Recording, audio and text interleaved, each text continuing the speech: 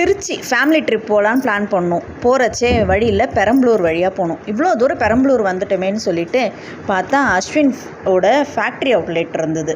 So அஸ்வின்ஸில் நாங்கள் விதவிதமாக order பண்ணி சாப்பிட்டோம். இப்போ நாங்கள் போகிறச்சே ஒரு 3 மணி இருந்ததா, ஜேன்னு ஒரே கூட்டம்.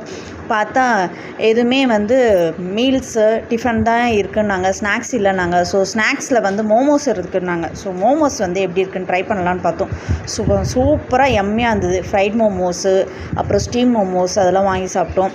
மதுரை ஸ்பெஷல் ஜிகரதண்டா அங்கே வச்சுருந்தாங்க ஃப்ரெஷ்ஷாக. ஸோ அதையும் வாங்கி நல்லா என்ஜாய் பண்ணி சாப்பிட்டோம். இதில் மோமோஸ் பேம்பூவில் வேக வச்சு தந்தாங்க. அது சூப்பராக இருந்தது. இதுதான் ஃபஸ்ட்டு டைம் நான் இந்த மாதிரி ஒரு பேம்பு வெசலை பார்த்து என்ஜாய் பண்ணுது.